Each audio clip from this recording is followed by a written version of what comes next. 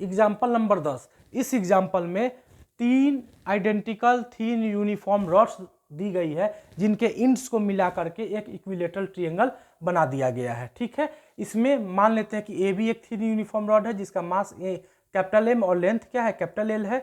B C एक thin uniform rod है जिसका मास कैपिटल एम और लेंथ क्या है, कैपिटल एल है। सी एक थिन यूनिफॉर्म रॉड है जिसका मास कैपिटल एम और लेंथ क्या है, कैपिटल एल है। ठीक है, इस हमें बोला गया है कि इस इक्विलेटरल ट्रायंगल का मोमेंट ऑफ या इस सिस्टम का मोमेंट ऑफ इनर्शिया बताइए उस एक्सिस के अबाउट जो एक्सिस इसके बीसी साइड से होके गुजर रहा है और ठीक है बीसी साइड से होके गुजरता है। ठीक है, इस सिस्टम का हमें मोमेंट ऑफ इनर्शिया पता करना है इस एक्सिस के अबाउट। इस एक्सिस का नाम दे देते हैं पी क्यू।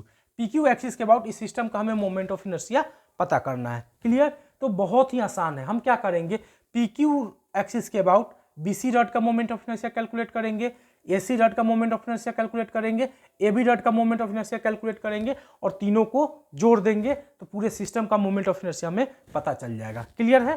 ठीक है, तो पी क्यू रॉड के एक्सिस के अबाउट बीसी रॉड का जो मोमेंट ऑफ इनर्शिया है अगर उसको हम आई बी सी बोले तो आई बी सी कितना होगा, क्योंकि यह पी क्यू एक्सिस इस बीसी रॉड के लेंथ से ही होकर गुजर रहा है तो इस एक्सिस के अबाउट इस रॉड का जो मोमेंट ऑफ इनर्शिया होगा वह 0 होगा। ये हम पढ़ चुके हैं पहले। क्लियर है? ठीक है, पी क्यू एक्सिस के अबाउट एसी रॉड का मोमेंट ऑफ इनर्शिया कितना होगा, तो यह पी क्यू एक्सिस जो है एसी रॉड के साथ कितना डिग्री के एंगल पे इंक्लाइंड है, 60 डिग्री के एंगल पे इंक्लाइंड है। ठीक है, तो हम पी क्यू एक्सिस के अबाउट एसी रॉड का जो मोमेंट ऑफ इनर्शिया है उसको अगर हम आई ए सी लिखें तो आई ए सी का फॉर्मूला क्या हो जाएगा, रॉड का मास क्या है, कैपिटल एम, लेंथ क्या है, कैपिटल एल का स्क्वायर अपॉन, चूंकि यह पी क्यू एक्सिस कहाँ से होकर गुजर रहा है, एसी रॉड के इंड से होकर गुजर रहा है तो upon 3 into sine square theta. Theta हमारे पास कितना डिग्री दिया गया है, 60 डिग्री दी गई है तो साइन स्क्वायर क्या लिखेंगे, 60 डिग्री। क्लियर?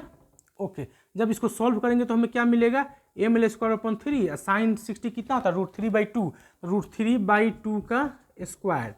ठीक है, तो इसको सॉल्व करेंगे तो हमें क्या मिल जाएगा, M L square upon 3 into 3/4, cancel हो जाएगा 3 तो एम एल स्क्वायर अपॉन 4, यानी कि इस एसी रॉड का पी क्यू एक्सिस के बाद जो मोमेंट ऑफ इनर्शिया होगा क्या होगा, M L square upon 4। Clear? ठीक है, अब हम निकालते हैं इस पी क्यू एक्सिस के अबाउट ए बी रॉड का मोमेंट ऑफ इनर्शिया।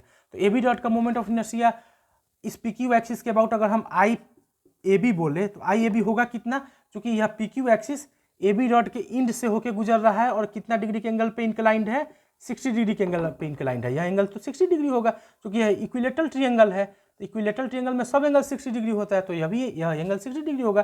तो ए बी रॉड का पी क्यू एक्सिस के बाद जो मोमेंट ऑफ इनर्शिया होगा वह कितना होगा, तो ए बी रॉड का जो मास है वह कितना है, एम है, लेंथ कितना है, एल स्क्वायर है, एल होगा तो एल स्क्वायर हो जाएगा अपॉन 3, चूंकि एक्सिस जो है वह किससे होकर गुजर रहा है, इंड से होकर गुजर रहा है, यहाँ से होकर गुजर रहा है तो इंड से होकर गुजरता है तो नीचे 3 आता है into sine square theta. Theta कितना हमारे पास 60 डिग्री, साइन स्क्वायर क्या लिखेंगे 60 डिग्री। क्लियर? सॉल्व करेंगे तो हमें क्या मिल जाएगा, M L square upon 3, sine 60 कितना होता है बोलो, साइन 60 हमारे पास कितना होता है √3/2, तो √3/2 मीन्स क्या हो गया 3/4, कैंसिल आउट हो जाएगा, एम एल स्क्वायर अपॉन क्या आ जाएगा 4। ठीक है, तो ई पी क्यू एक्सिस के अबाउट ए बी रॉड का भी मोमेंट ऑफ इनर्शिया कितना आ गया, एम एल स्क्वायर अपॉन 4 आ गया। क्लियर है? तो पी क्यू एक्सिस के अबाउट इस पूरे सिस्टम का मोमेंट ऑफ इनर्शिया कितना होगा, तो हम पूरे सिस्टम का मोमेंट ऑफ इनर्शिया को अगर आई बोले तो आई बराबर क्या होगा, पी क्यू एक्सिस के अबाउट बी सी रॉड का मोमेंट ऑफ इनर्शिया मतलब I B C, P Q axis के अबाउट ए सी रॉड का moment of inertia plus I A C, plus P Q axis के about A B rod का moment of inertia plus I A B. Clear? अब हम value डाल देते हैं तो बी सी का वैल्यू हमारे पास कितना है 0, आई ए सी का वैल्यू हमारे पास कितना है M L square upon 4 plus I A B का वैल्यू हमारे पास कितना है एम एल स्क्वायर अपॉन 4 बराबर क्या आ जाएगा 2 M L square upon 4। Solve करेंगे तो क्या आ जाएगा एम एल स्क्वायर अपॉन 2।